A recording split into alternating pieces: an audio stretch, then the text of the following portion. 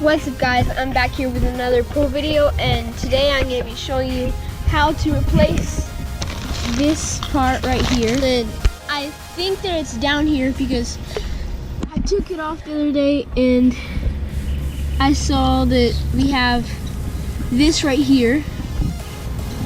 There's a crack right here, and that's not very good because that's letting all the pressure out. So what I'm going to do is replace this part right here. Okay, so the first thing you're going to want to do is turn off the pump. Just go ahead and turn that off real quick.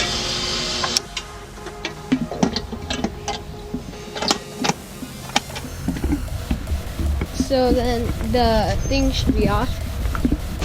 Now I can come back over here and replace this old part with this new part that I have in here. So I got the part right here. We'll just open it real quick. So here are some instructions on how you put it together. And then we have the part right here.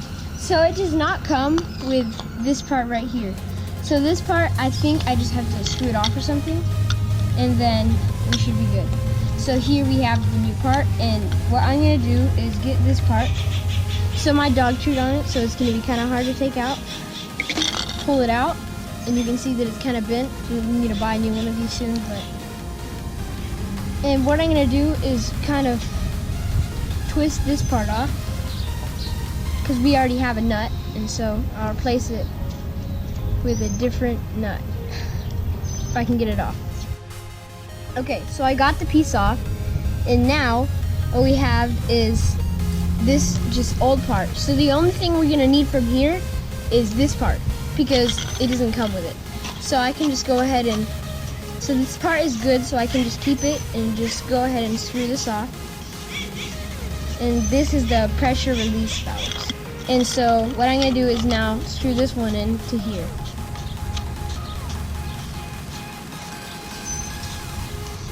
Looks kind of weird since this one's like an old one, but that's fine. So then I get this part, and this should fit in here. Since ours is kind of bent, it should like be a little bit harder, but bam, it goes in there just like that. And this is what prevents stuff from getting in, like it blocks stuff from going in. And then here, what we're supposed to do is this has like a thing here that keeps it in there really good. So the hard part is now trying to put it onto here. Okay, so I got it on. Now we're gonna screw this nut onto here. Wow, I was twisting it the wrong way. So there, just like that. Twist it on. You don't want any water coming out of there.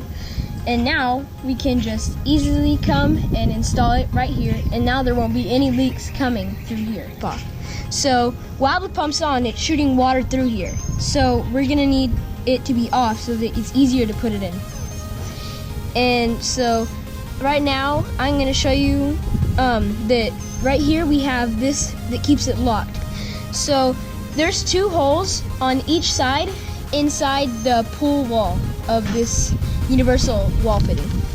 So there's two holes that go on either side right here, and you just twist it and it goes straight in, and then once you hear it click, then it should be good.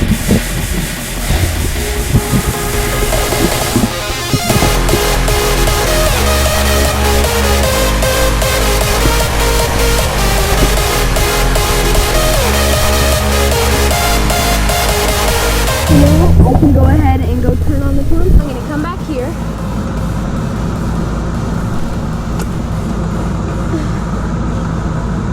Turn it on. Everything's running smoothly. Get some air out of the system in there.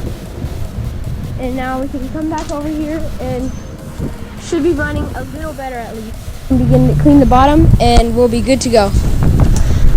So that is how you replace the Polaris Quik Disconnect. So that was not too hard. there are some things that are harder. And see, now the cleaner is moving way better. I might have to adjust the wheels a little bit. I don't think they're moving very well, but I can just adjust that and it'll be moving smoothly, climbing up the walls and doing very good cleaning up. Please like, subscribe, and comment if you like, and comment. And I hope you guys found this video helpful, and I'll see you in the next one. See you.